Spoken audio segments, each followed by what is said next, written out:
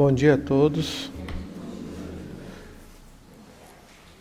Estamos dando continuidade, ao estudo do Evangelho, capítulo 27, na parte que Kardec coloca para a gente, da forma pedagógica, pedi e obtereis. Onde ele fala sobre a questão da prece, qualidade da prece, eficiência da prece, ação da prece, transmissão do pensamento, ou seja, esclarecendo para a gente essas questões sobre essa prece, essa ligação nossa com o Pai através das nossas necessidades. E ele vai esclarecendo, através do capítulo, várias situações. E nesse item específico aqui, do 18 ao 20, ele fala sobre a prece pelos mortos, A prece pelos mortos e pelos espíritos que sofrem. A importância disso, tanto para nós, como para esses espíritos sofredores. Se isso tem, de fato, valor. Porque a gente nasceu e cresceu aprendendo a rezar, A crença num Pai superior, isso já é inata, a gente já traz isso através dos nossos registros. Mas a importância disso em nossas vidas, a gente não tem muito essa noção, A gente sabe que a gente encomenda, faz missa de corpo presente, a gente faz prece de corpo presente, a gente faz culto de corpo presente, a gente faz 7º dia. Então, tudo isso a gente sabe que tem um valor, mas até que ponto isso influencia realmente nessas situações? E o Evangelho, Kardec vem colocando para a gente, nesse capítulo 27, todas essas questões, onde ele começa falando sobre a eficácia, a ação, a transmissão, a eficiência, a qualidade disso aí. Na Universidade da Califórnia, eles fizeram um estudo sobre os pacientes, e eles separaram 2 pacientes, um grupo, todo dia, em determinado horário, iam pessoas lá para pedir por eles.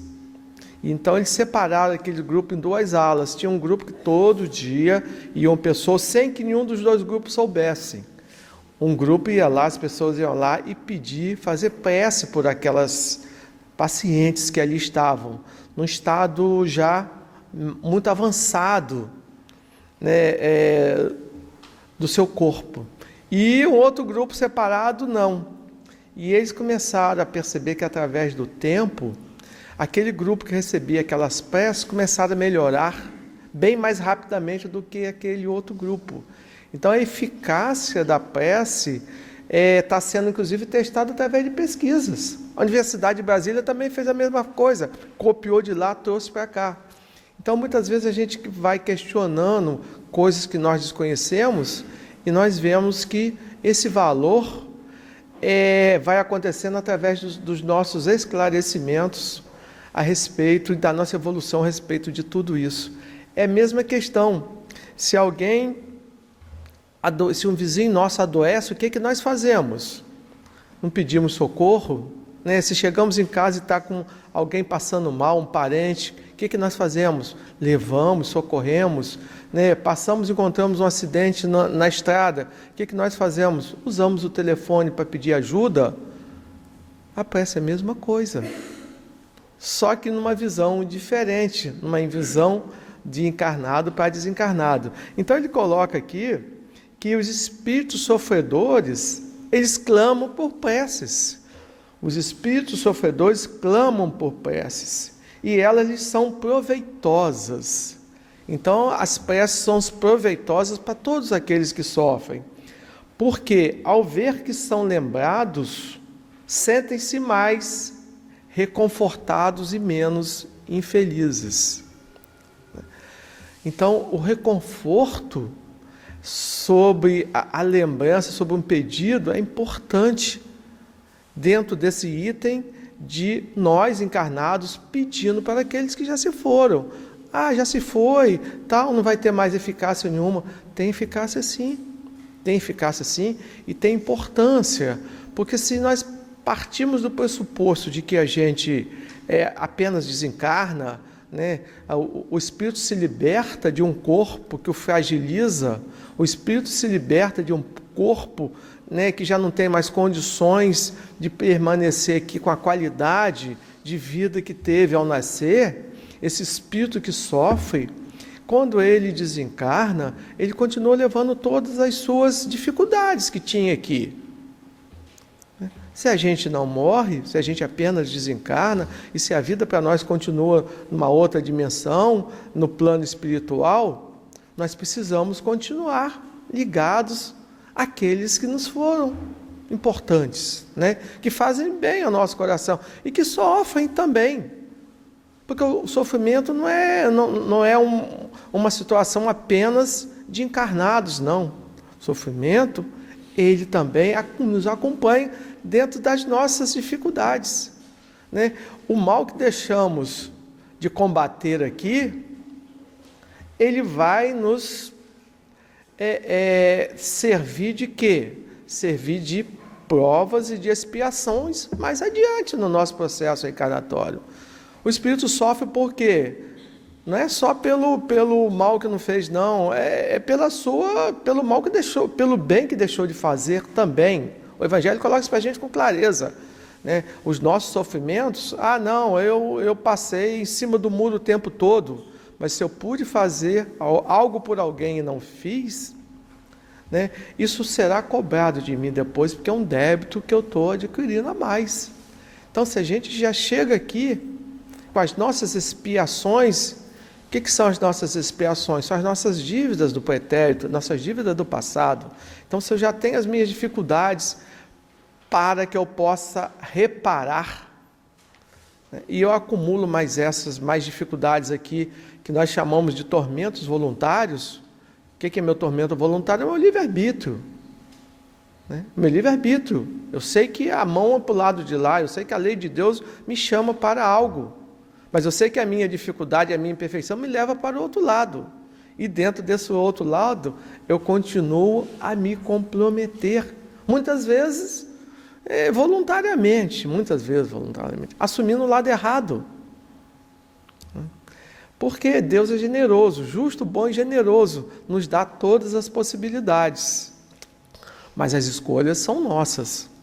A felicidade é algo que a gente vai atingir, mas mais cedo ou mais tarde, dependendo de cada um, do nosso esforço na nossa mudança e do nosso esforço na nossa transformação, né?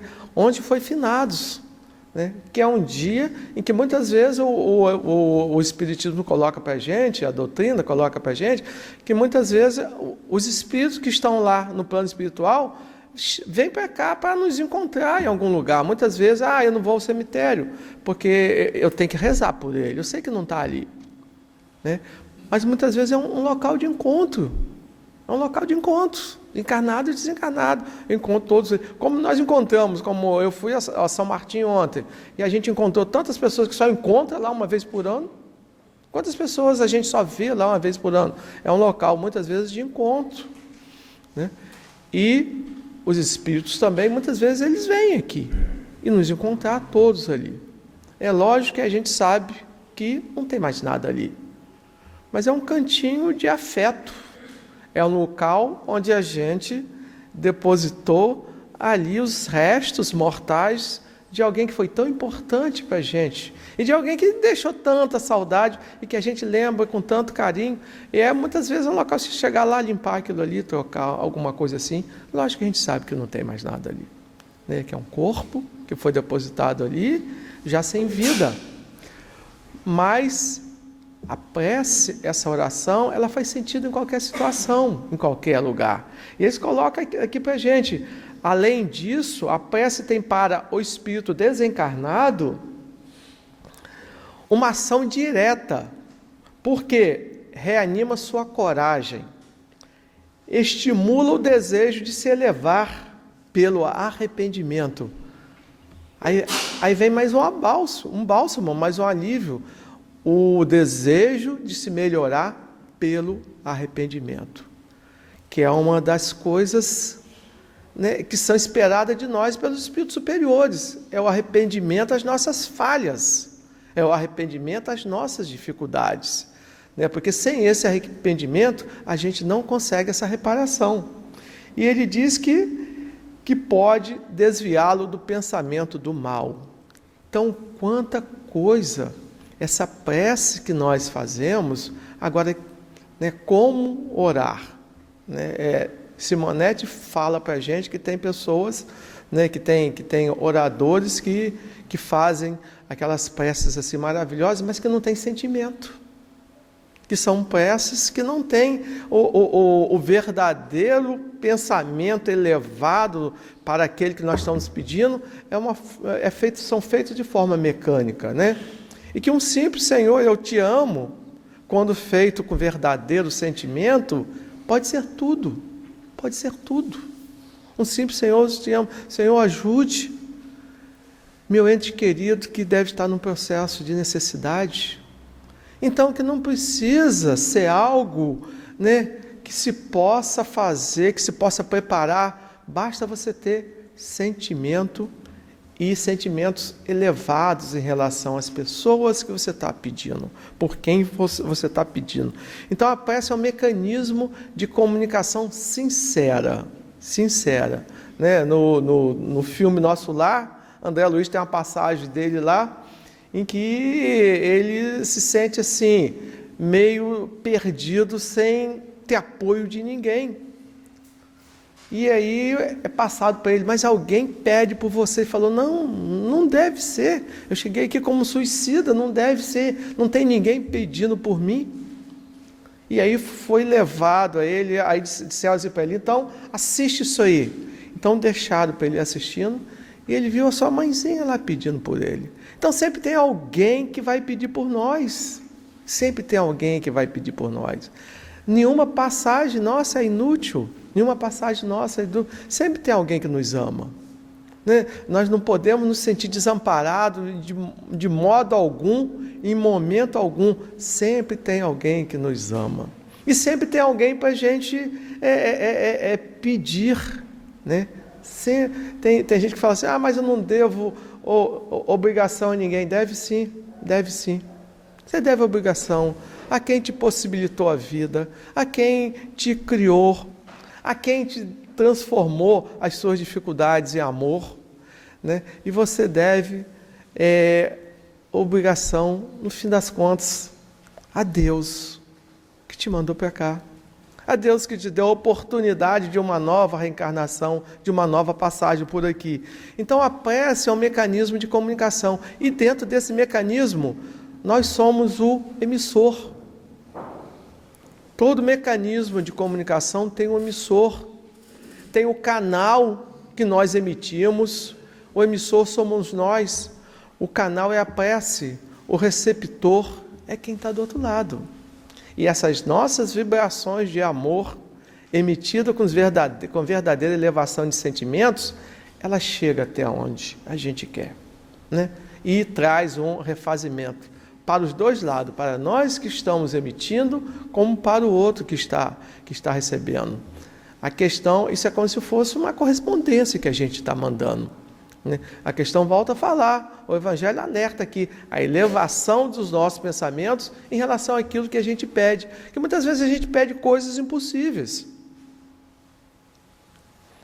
Muitas vezes a gente quer coisas que não são possíveis, e muitas vezes nós fechamos os olhos para a realidade, né? Eu me lembro da história do alpinista, né? O alpinista caiu lá da sua montanha, uma escuridão, né? Ele estava morrendo congelado e começou a pedir, Senhor, me ajuda, Senhor, me salva, Senhor, me ajuda, e começou a falar, Senhor, me ajuda, e de tanto ele pedir, foi dito para ele, corte essa corda. Ele preso na corda, corta a corda. E ele falou, não vou cortar a corda, vou cortar a corda, eu vou cair, eu vou morrer. E a escuridão e o congelamento estava acontecendo, ele já começando a ficar com suas mãos congeladas, e ele já entrando em desespero, Senhor, me salva, me salva, me salva. e aquela voz insistentemente falando, corta essa corda, corta essa corda. Ele falou, não vou cortar a corda, né? E no outro dia, o que aconteceu? Encontraram ele morto, congelado, a 2 metros do chão. Mas ele não cortou aquela corda. Então, muitas vezes a gente pede, mas a gente não acredita. A gente pede, mas a gente não confia. E aí as coisas vão acontecendo e depois a gente quer reclamar como? Quer reclamar de quê? Então, a prece é uma invocação. Através dos pensamentos que entramos em contato com aqueles a quem nos dirigimos, sendo no meio de comunicação, já falei, com Deus e com a espiritualidade superior. E através dela, nós nos ligamos a quem nós amamos. Então é importante a gente estar pedindo por aquelas pessoas que se foram, dentro desse processo que nós também vamos precisar um dia. Nós também vamos precisar um dia. Os Espíritos colocam para a gente que uma prece, quando bem feita, quando ela é feita com elevação, ela é ouvida em todos os lugares. André Luiz, nos seus livros, eu não sei mais qual é o livro, que ele fala que muitas vezes, quando eles estavam em trabalho, eles viam aquela luzinha subindo assim, da terra, aí alguém perguntou a ele, o que é aquilo? São as preces. Ele falou, são as pessoas pedindo pelos seus entes queridos. São as preces, todas elas são ouvidas e todas elas são levadas em consideração. A verdadeira prece. Porque a gente aprendeu a rezar como? De uma forma mecânica, né?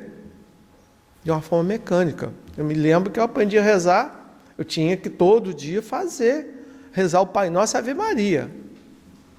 Mas eu com meus primos, o que a gente fazia? Vamos ver quem acaba mais rápido? Né? A gente brincava de rezar, né? A nossa prece é o seguinte, minha mãe, às vezes minha avó que nos reunia, falava, vamos rezar, para dormir, antes de dormir tem que rezar. Como é que a gente rezava? Decorava e começava assim, vamos ver quem acaba mais rápido, quem acabasse mais rápido era melhor. Ou seja, era uma coisa autômata, era uma coisa mecânica, né? Não existia um sentimento, existia ali uma obrigação simples e até uma brincadeira. Mas para ela era uma maneira que ela tinha de nos iniciarmos, de colocar um pouco do pensamento de Deus na vida da gente, né? E depois a gente vai trabalhando isso. E quando a gente chega na doutrina, a gente percebe a importância disso, o quanto essa religação é importante, né? O quanto essa elevação é importante, né? E o quanto é importante também a gente, ao deitar, né, elevar os nossos pensamentos. Pedir por nós também, pedir por aqueles que já se foram, por que não? Pedir por uma boa noite de sono, por que não? Ao amanhecer também. Mas dificilmente a gente faz isso impregnados, por quê? Pelos compromissos, pelas obrigações, né? A vida nos consome a cada dia. A cada dia a gente vai dormir mais tarde, a cada dia a gente acorda mais cedo, e a sensação é que falta algo a fazer, que existe algo que a gente ainda não fez, e a gente vai se consumindo. E muitas vezes a gente se afasta de Deus, a gente esquece de Deus, a gente esquece de equilibrar o material com o espiritual. A gente se prende muito ao material. Nós nos lembramos muito da nossa infância, de coisas que passaram. Depois da nossa idade madura, o tempo passa muito rápido. Até os 30 anos a gente ainda tem tempo de olhar a lua, né? Depois dos 30 até os 60 a gente não consegue mais, né? É o dia a dia, é estressante, né? A sociedade, são as cobranças, é tudo aquilo que a gente precisa fazer, e a gente se afasta e a gente esquece. E por isso a gente sofre, né? E o sofrimento, quando ele vem, ele não é punitivo, né? Ele é educativo, mas nem sempre a gente entende isso. Meu Deus, por que você me esqueceu? E a gente só se lembra de pedir quando estamos passando por alguma dificuldade. A gente se lembra de Deus. A gente se lembra de fazer essa religação. E depois a gente esquece disso, né? E a gente não agradece. A gente pede, com mérito a gente vai receber, sem mérito não. A gente pede, se for algo que realmente, né, esteja dentro dos princípios cristãos, a gente vai receber. Se não for, a gente não vai receber. Se tivermos conquista para isso, sim. Mas a gente se esquece de agradecer. Passou a fase crítica, passou, esquecemos de Deus, né? E a gente não pode se esquecer, porque a gente sabe que a gente não é daqui, né? Eu estou aqui cumprindo uma missão, eu estou aqui de passagem, nós estamos presos a um corpo que envelhece, né? A um corpo que tem prazo de validade, né? Nós chegamos aqui com uma passagem para a gente voltar. O que nos foi dito? Vai lá, faça o melhor que você puder e depois volte aqui para que a gente possa, né, verificar, abrir o livro da sua vida para a gente ver. E quando a gente se afasta, e quando a gente se esquece daqueles que se foram, e quando a gente acha que a prece não tem o valor, né, a gente está se perdendo. A gente está se perdendo em padrões de infelicidade. Então ele coloca para a gente que os espíritos sofredores, principalmente os sofredores, reclamam de nós a prece. Porque ameniza suas dores, eles sentem-se menos abandonados e menos infelizes, né? Então nós estamos ligados e dessa forma estamos ajudando o processo evolutivo deles também, né? As ações da prece ajudam no arrependimento. E uma das coisas que Jesus coloca para a gente, o Evangelho também, é que o arrependimento nos antecipa os nossos sofrimentos.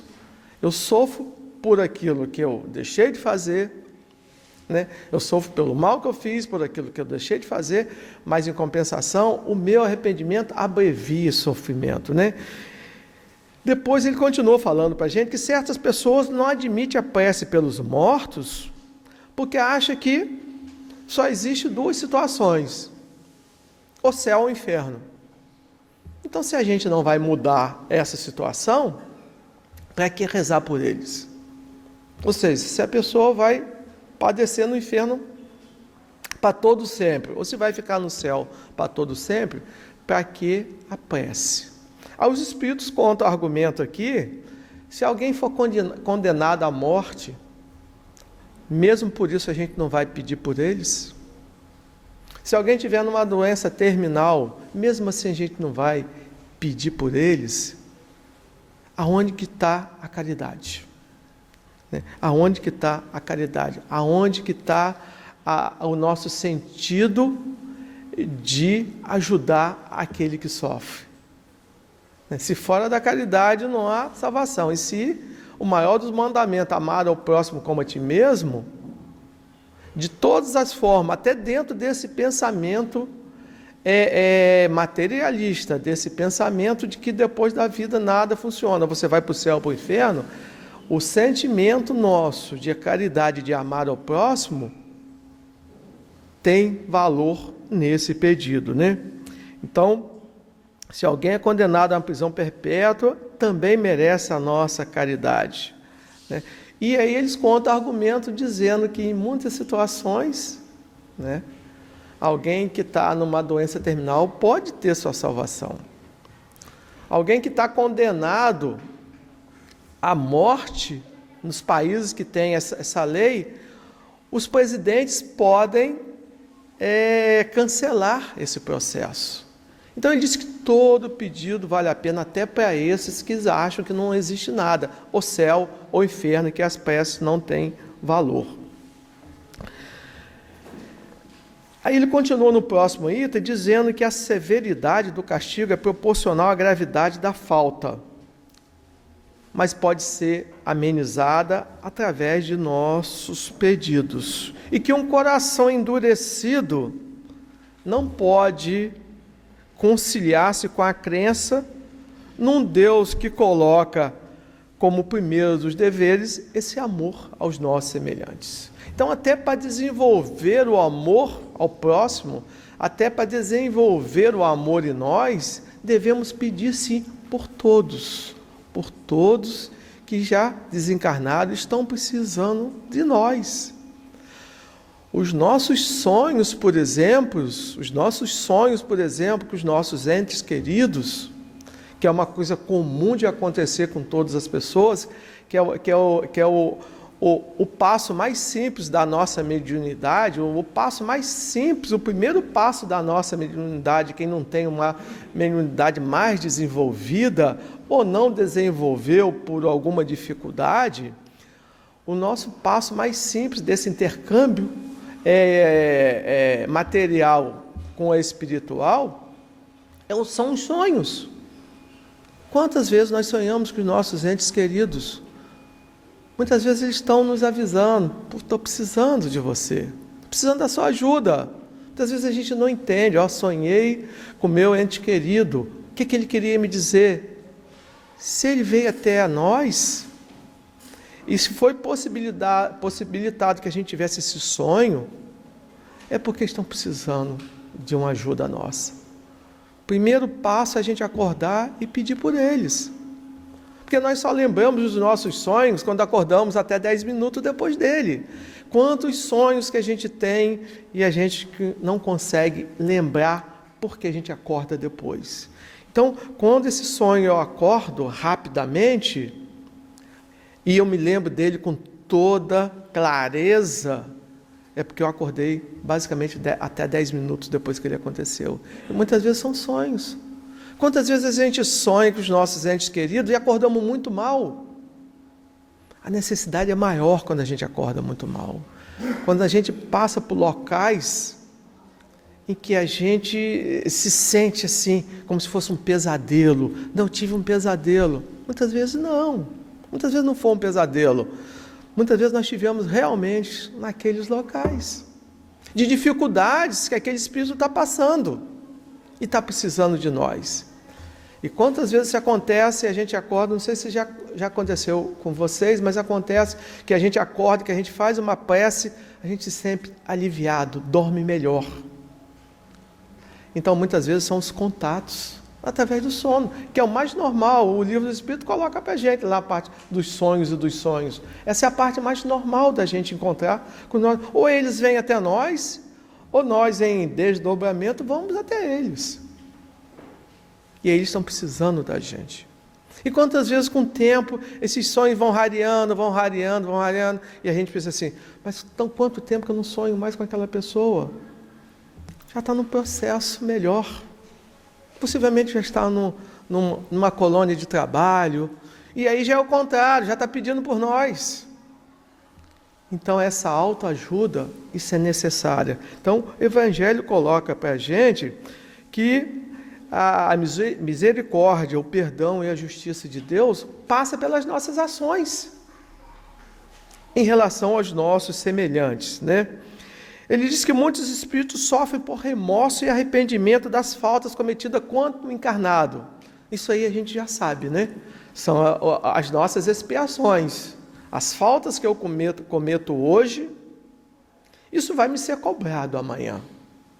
Porque se eu tenho o livre-arbítrio, se eu tenho inteligência, se eu tenho livre-arbítrio, se eu tenho meu poder de escolha, e se eu escolho o errado, se eu não estou em consonância com a lei de Deus, se eu sei que aquela estrada boa me leva para lá, mas eu prefiro seguir a estrada de cá, eu vou ter que responder por isso um dia, dentro da justiça de Deus.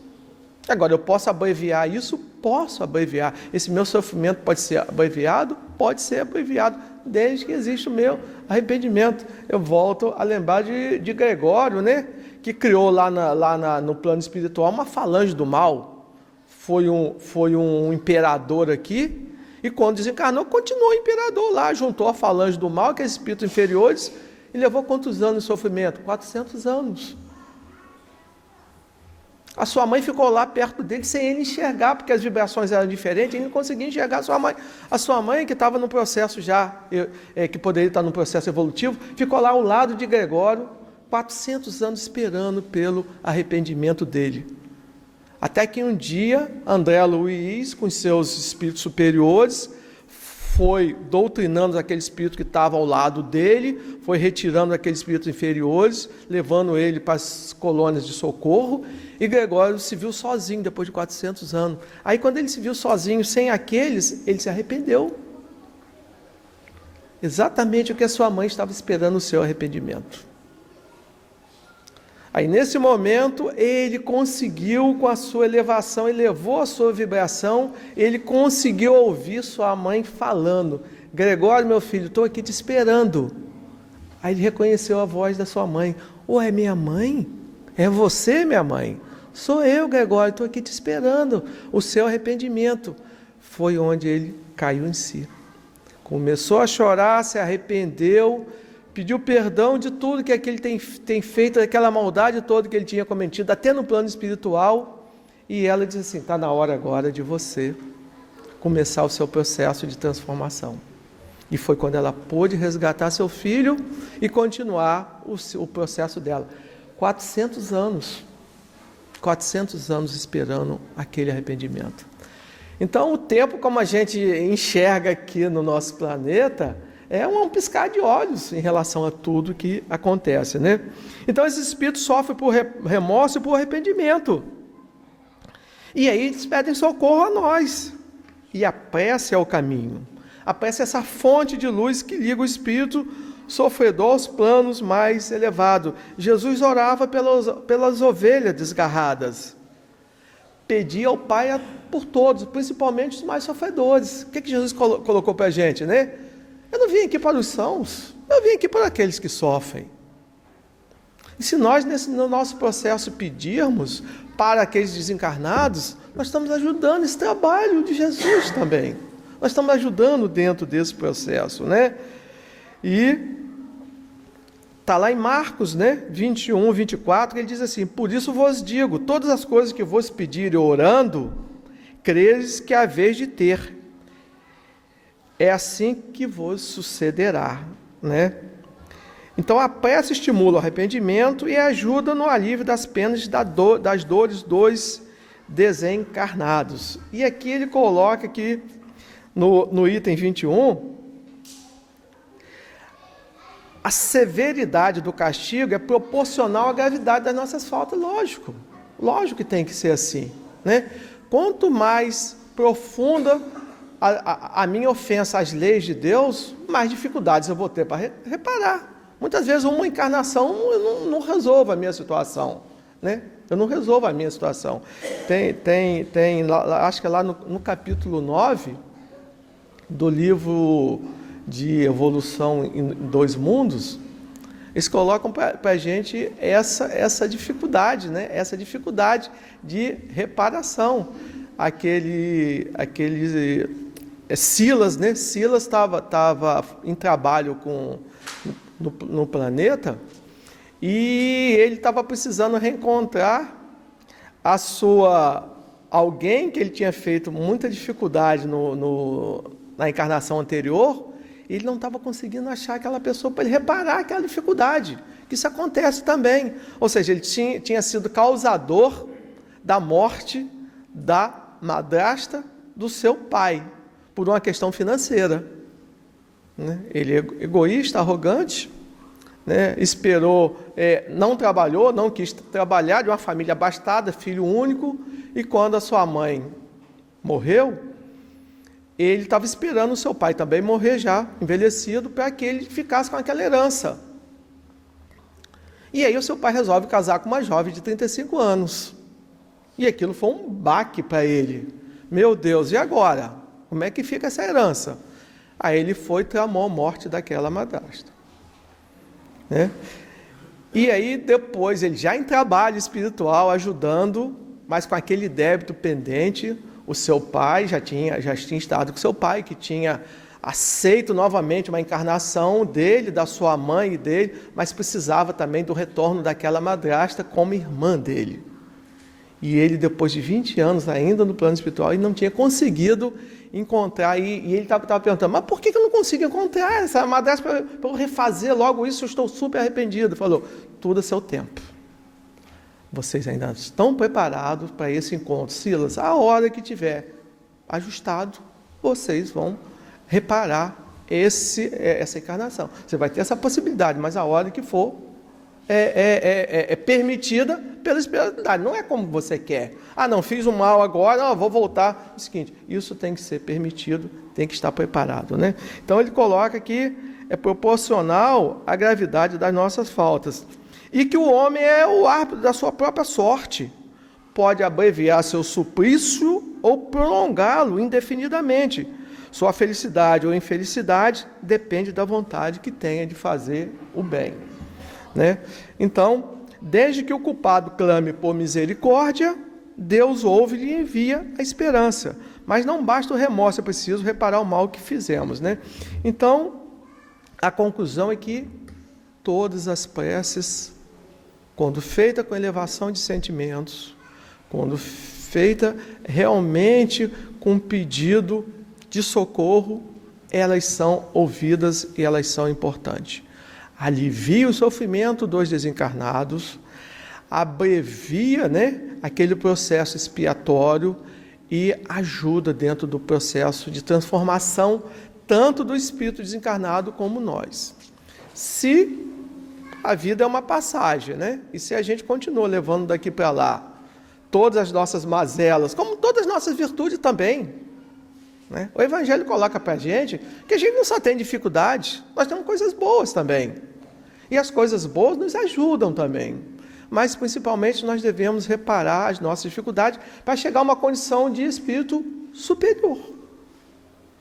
A nossa condição de espírito superior e para chegar num plano de felicidade depende de reparar as nossas dificuldades, né? E nós que hoje, numa sexta-feira, depois de finado, estamos aqui, a gente já está consciente que a gente precisa melhorar, né? A gente já sabe que é difícil, não é tão fácil assim, né? Porque a gente se compraz ainda com o mal, com as coisas ruins, a gente já sabe, mas se a gente está aqui, é porque a gente já está nessa luta por melhorar o nosso espírito, e se a gente conseguir ainda pedir pelo outro e ser atendido, puxa vida, a gente já está caminhando, né? Temos muito pela frente ainda, mas capítulo 27, a conclusão é que vale a pena a gente orar com elevação, vale a pena a gente pedir por aqueles, porque, né, o que nós fizermos pelos outros, um dia alguém vai fazer por nós, e nós vamos precisar disso, né? Aí eu termino aqui com a letra de uma canção de Nelson Cavaquinho, que a canção que a gente ouvia muito lá atrás, não sei se vocês ouviram ou não, mas que era muito tocada lá no interior, que ele diz que é quando eu me chamar saudade. Ele diz assim: sei que amanhã, quando eu morrer, os meus amigos vão dizer que eu tinha um bom coração.